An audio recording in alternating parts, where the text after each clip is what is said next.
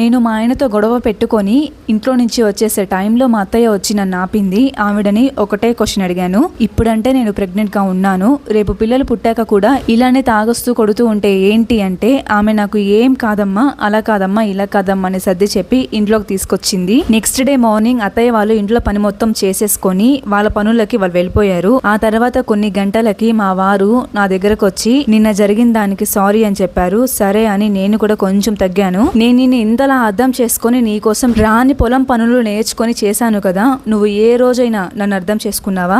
ఒక్క రోజైనా నా మాట విన్నావా? ఎప్పుడు చూసినా మీ అమ్మ మాటే వింటావు, నేను ఈ ఇంట్లో ఉండలేను, సపరేట్ ఇల్లు తీసుకుందామంటే సరే అన్నాడు. కొన్ని రోజులకి వేరే ఇంటికి వెళ్ళిపోయాము. అంత హ్యాపీ. ఇంకొన్ని డేస్ కి డెలివరీ అయింది. ఇంతటితో సెకండ్ ఫేజ్ అయిపోయి థర్డ్ ఫేజ్ స్టార్ట్ అయింది అనమాట. మళ్ళీ గొడవలు స్టార్ట్ అయ్యాయి. నాకు డెలివరీ అయ్యి 1 month అయింది. మా చిన్నోనికి హెల్త్ బాగాలేకుండా వచ్చేసింది. 1 month కి హాస్పిటల్లో అడ్మిట్ చేశాము. అప్పుడు మా వారు నాతో, నీకు డెలివరీ అయిన 3 months వరకు నీకు బాబుకి ఎలాంటి ఖర్చులున్నా కానీ అవి మొత్తం మీ పేరెంట్సే పెట్టుకోవాలి కదా, హాస్పిటల్ ఖర్చులకి డబ్బులు మీ అమ్మ వాళ్ళని అడుగు అన్నాడు. ఆ మాటలకి నాకు చాలా బాధ అనిపించింది. కానీ ఏమనలేని పరిస్థితి. హాస్పిటల్లో రచ్చెందుకులే అని మా పేరెంట్స్ దగ్గరే మనీ తీసుకొని హాస్పిటల్లో కట్టాము. ఇంకా మా చిన్నోని ఇంటికి తీసుకొచ్చేసాం.